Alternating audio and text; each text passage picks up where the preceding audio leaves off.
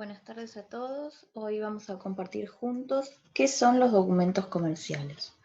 Como estuvimos viendo la clase pasada, dijimos que los documentos comerciales eran un medio por el cual la contabilidad registraba todas las operaciones comerciales que se realizaban. Era un medio que utilizaba la contabilidad. ¿Qué van a hacer esos documentos comerciales? Van a ser constancias escritas de todas las operaciones comerciales que se realizan. Como dijimos la clase pasada, pueden ser pagos, cobros, ventas, cobros, ¿sí? Y todas las operaciones que tengan que ver con lo comercial. ¿Por qué van a ser importantes esos documentos comerciales?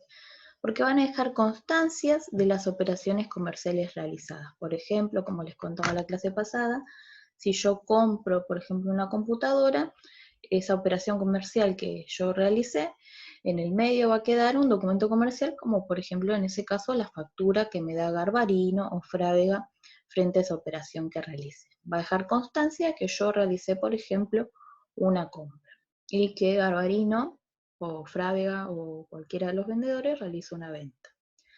Va a ser importante también porque van a individualizar a las personas que intervienen, es decir, va a decir quién es el comprador, quién es el vendedor, quién es el transportista, en el caso de que el pedido me llegara, por ejemplo, a mi casa.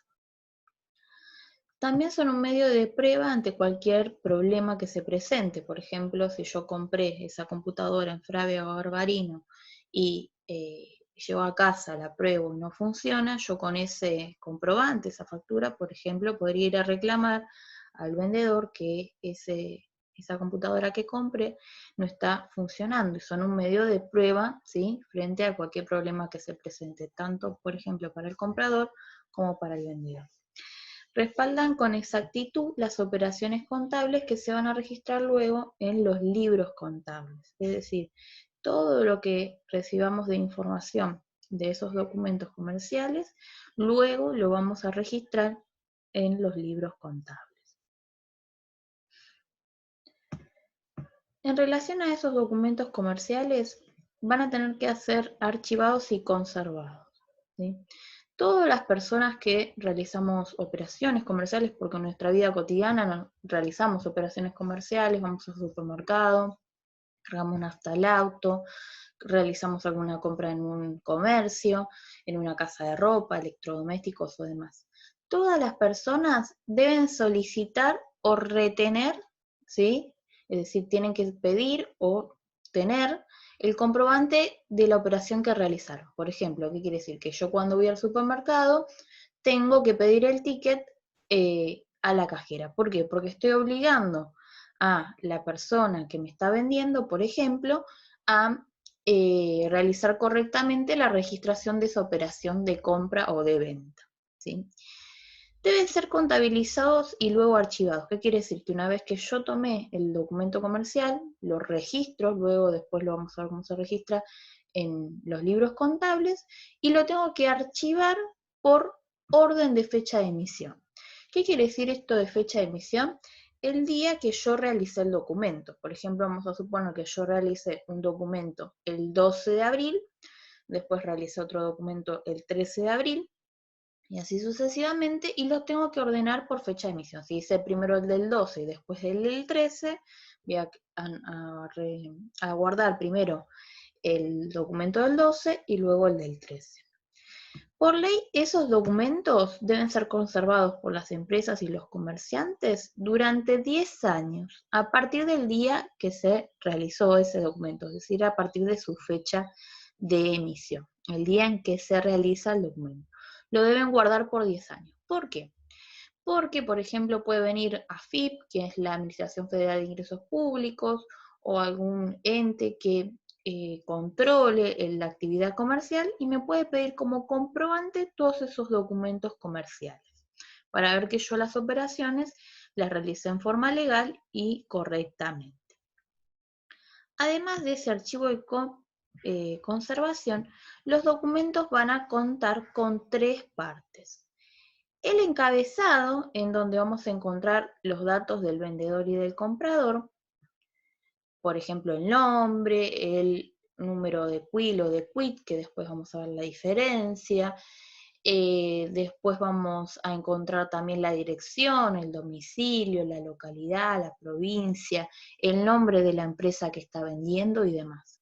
En el detalle vamos a encontrar la descripción de los bienes o servicios que estamos comprando o vendiendo. Por ejemplo, si yo compré una computadora, podría poner la cantidad 1, descripción computadora EXO, y el precio de esa computadora. Eso lo vamos a encontrar en el detalle. De la delimitación de la responsabilidad vamos a encontrar, por ejemplo, los datos de la imprenta que realizó la impresión de esos documentos comerciales.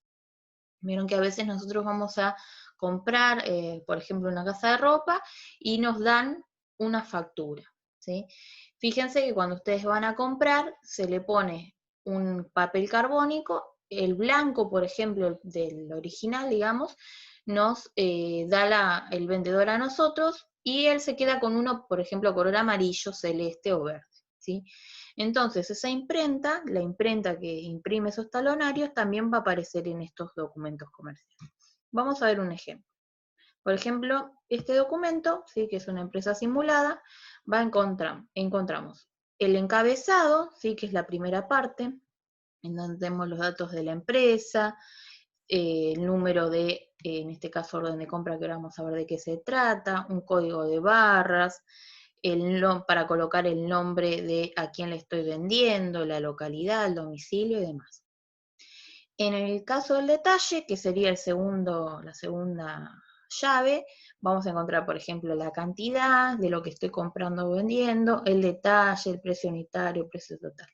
Y debajo, que es la delimitación de la irresponsabilidad, acá chiquitito se ve el nombre de la imprenta, las condiciones de venta, quiere decir si lo pagamos al contado, con tarjeta o demás, quién fue el vendedor, en dónde se va a entregar esa mercadería, alguna observación, y con cuál de esos documentos se va a quedar quien lo reciba, con el original, duplicado o triplicado, que ahora lo vamos a ver.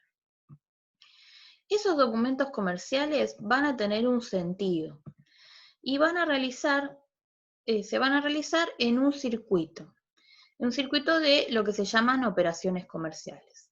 El primero de los documentos se va a llamar orden de compra o nota de pedido.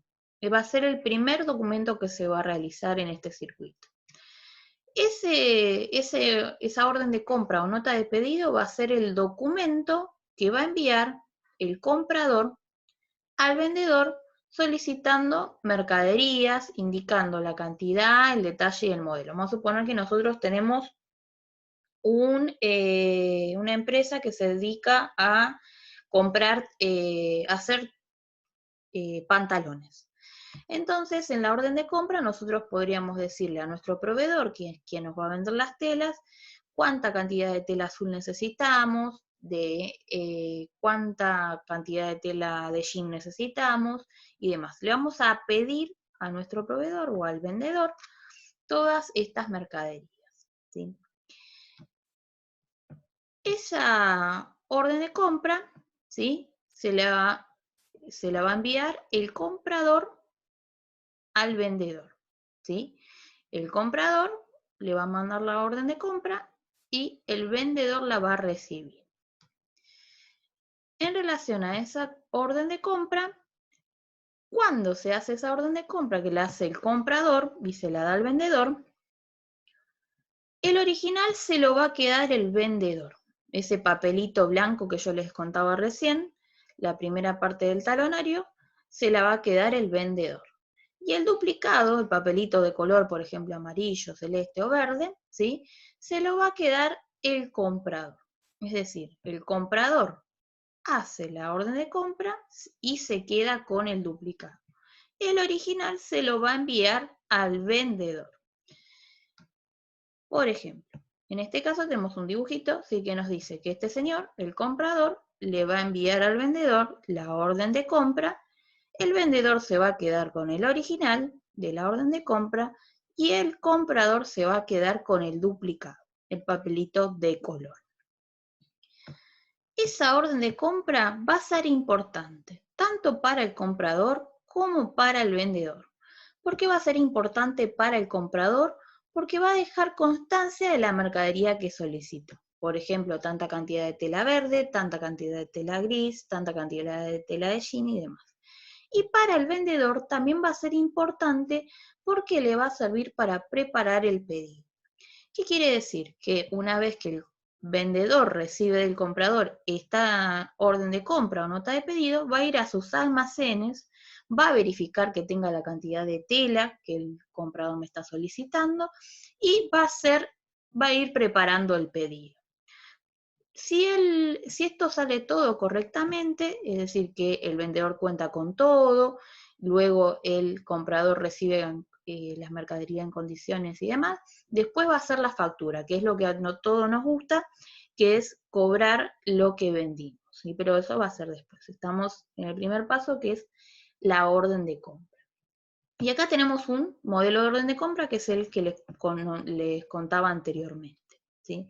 Después yo les voy a subir uno para que ustedes puedan visualizarlo mejor. Una vez que se hizo esa orden de compra, el vendedor va a preparar el pedido y se lo va a enviar al comprador que lo va a estar esperando. Con ese pedido, con esas mercaderías que el vendedor le va a enviar al comprador, va a ir el segundo documento, que se va a llamar remito. Ese segundo documento va a ser confeccionado, en este caso, por el vendedor y va a acompañar la entrega de las mercaderías. Vieron que a veces nosotros compramos algo en una casa electrodoméstica, una heladera, un colchón, un microondas o demás, y viene con un papelito, ¿sí? En donde nosotros lo firmamos eso y se lo devolvemos a quien trae el pedido. Ese papelito, ese documento, se llama remito, ¿sí? Y viene acompañado de las mercaderías que el vendedor le envía al comprador. Ese remito, ¿sí?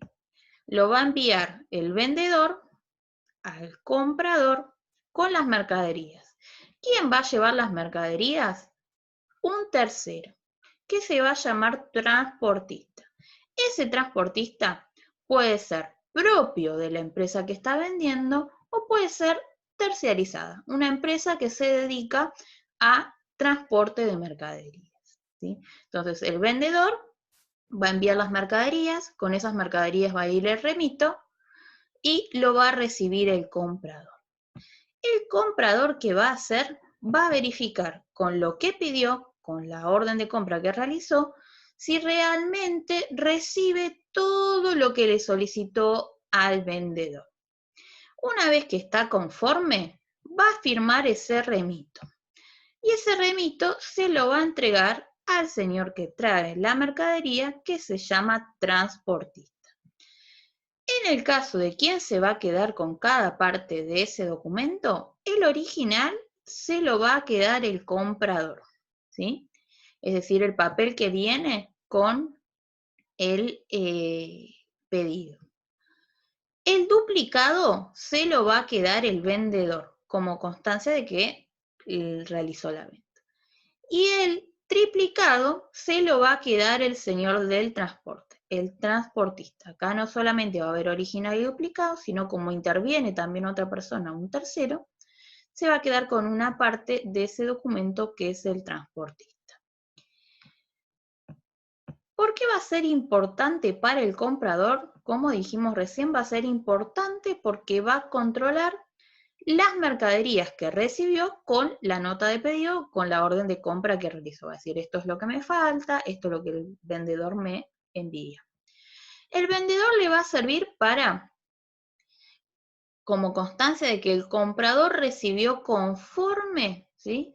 esa mercadería. ¿Por qué? Porque el comprador obviamente va a firmar ese remito y se lo va a dar al transportista. Es decir, que el vendedor le va a quedar constancia de que el señor que compró lo recibió conforme. Y el transportista para decirle al vendedor, señor vendedor, su mercadería fue entregada. Vamos a ver, por ejemplo, acá un ejemplo de un remito, ¿sí? También va a tener su encabezado, su detalle y su delimitación de la responsabilidad. Indicando también qué es lo que está mandando en este remito, se va a indicar qué es lo que envía el vendedor. Puede pasar que a veces el vendedor no cuente con todo lo que pide el comprador. Entonces va a indicar cuánto es la cantidad de lo que le está mandando.